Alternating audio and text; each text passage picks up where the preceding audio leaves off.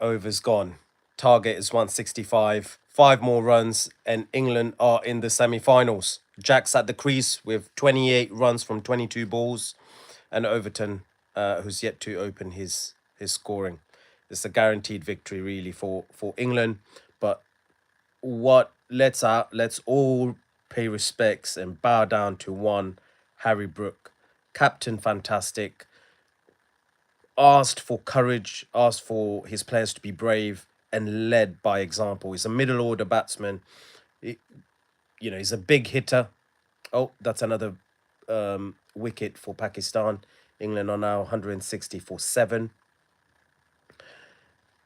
But Harry Brook, I mean, he came in a supremely tough position after his opener went off, got his wicket taken from the first ball. So he came in at number 3, had a big order, had a really, really tough task. At that stage, for me, Pakistan were favourites because they got 164. I always said 165. A run chase of 165 was on par. Was decent. Was not excellent, but was decent. So if Pakistan would have got early wickets, they would have been in the driving seat. They got it. But that man, they got everyone but Harry Brook. That man stood like a man mountain, did the business for his country, and I'm so happy to see him get his century off a 6 and a 4. Brilliant. The slower ball from Shaheen Shah Afridi caught him. Well done to Shaheen Shah Afridi, by the way, who came under humongous pressure. Son-in-law of Shaheen Afridi, a Pakistani hero. Not my favorite. In fact, I probably like his son-in-law more. But he answered his critics, and he came back with 4 wickets. Easily the most potent attack, from the Pakistanis. And it was actually very, very silly from an England perspective because all they needed to do was see off Afridi and not try and hit Usman Tariq. Now, I know Usman Tariq's got 2 wickets and he's also tricky, but he wasn't going to get England out. He wasn't going to get England out. I think England just disrespected him and went to just slog him out of the park, fell short, and he got a couple of wickets from that. But those are the 2 bowlers who didn't really give much away. So apart from those 2 bowlers, so if England avoided hitting those guys, it's been a fairly simple run chase. It's now 161 for 7, 4 more runs to the victory. And they're just going to get that in once. There's 4 runs needed from 8 balls. One key thing for England, and I said that in my previous video, was the running between the wickets for England has been exceptional, has been brilliant. Every chance, more or less every chance for 2 has been taken. I think England's had about, oh, that's another wicket down. What are they doing? 161 for 8. What are they doing? Seriously. But every chance that England had to take a 2, they did so. They've got about 20 2s. It's been excellent running. Conversely, I think Pakistan could have done better in the field. And could have stopped some of those 2s. Misfielded a couple of times, but I think that would be a little bit overcritical. Obviously, the drop ball, but throughout the tournament, I think Pakistan's been brilliant. Even against India, gave very little by way of extras. No drop balls, no calamities, no misfieldings as such. But what doesn't meet the eye, and those of you who play cricket or educated people on cricket would know, the biggest guilt has been that they've been defensive. They've not gone out to defend the 165, 164 or 165 actively, being proactive. They've been relying on mistakes. And England have made mistakes. I mean, look at it now. They're down to 8.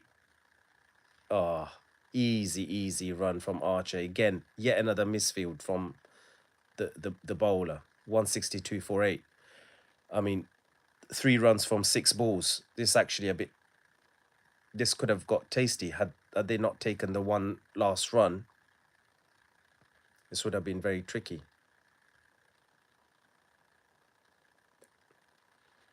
Yeah, it's not been a game of the biggest quality. It's been a lot of drama, closely fought, tightly fought. But there's one man that stands out above the rest. Well, let's credit them. Brook. Brook is the match winner. And from a Pakistani standpoint, I've got to give an honourable mention to Shaheen Shah Afridi, because I know the pressure that he's come under. A lot of people, a lot of Pakistani fans have been calling for his head, calling for him to not play for Pakistan again. I don't know who could come in and do the job when he leaves. I don't know if they've got a pacer like that. He's a big guy, tall, fast, some personality. Yeah, not very good with the bat, but he's there to do a job as a pacer, right? So, last over to come, Jeffrey Archer and Dawson. I'm praising England. Sorry, I'm praising Brook, praising Afridi. The rest of the players have been disastrous. England haven't got a prayer if they continue to play like this. What a ball from Archer to end, and it's hit. It's a victory. It's an England victory. It's a boundary to take him off, to take him over. Archer ends with 5 runs from 2 balls. England win by 2 wickets.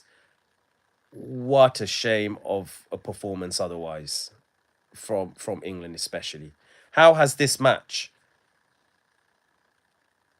gone to that distance? But it's all about one man, Harry Brook from England, Centurion, Captain Fantastic, Captain Marvellous. England owes him everything. It's been a one-man show for England, and Pakistan in the end unlucky to not go through, to not win. I know the scores are tight, but for huge periods of this match, it didn't feel close at all. England were coasting at a run a ball. The dot ball they converted the dot balls into ones and the ones into twos. England did the business, and in the end, a comfortable victory, even though it looks very, very tight by 2 wickets. Even that, they should have won by at least 5 wickets. How's it 2? Anyway, England win and are in the semi-finals. Who did they play next? They've beaten Sri Lanka. That was a shock win for me. They've beaten Sri Lanka, beaten Pakistan. So England have travelled to Asia and beaten the 2 Asian sides. Well done to them. Both matches in Pakistan. I wonder if the match against New Zealand will be in India.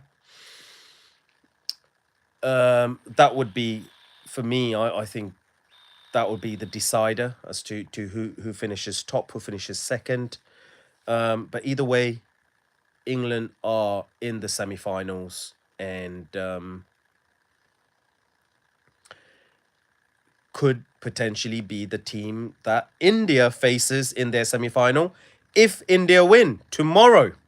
So let's tune in for India versus Zimbabwe. We'll talk about India a little bit. India need to not just win against Zimbabwe, that's an understatement, but they need to win big, because West Indies put something like 250 on them, right? And it's going to come down to who wins. It's going to come down to the run chase, to the difference. West Indies beat India comfortably by 70 odd runs, 71 runs. Sorry, not West Indies. South Africa beat India comfortably. Now, West Indies beat Zimbabwe comfortably. Assuming that all the teams are going to beat Zimbabwe in the group, it's going to come down to who beats them the most comfortably with the biggest run difference, because it could come down to the very last match, the very last minute. If India beat Zimbabwe and West Indies have beaten Zimbabwe, if South Africa also beat Zimbabwe and they take points out of each other, then it's going to come down to who has beaten Zimbabwe the most with the biggest margin. So tomorrow is an extremely tough game for India. They've got to play at this final. This is not your normal match against Zimbabwe because those run differences are going to come into play. So tune in with me for India versus Zimbabwe tomorrow, and I'll catch you for the rest of the cricket then. Until then, take care and well done, England.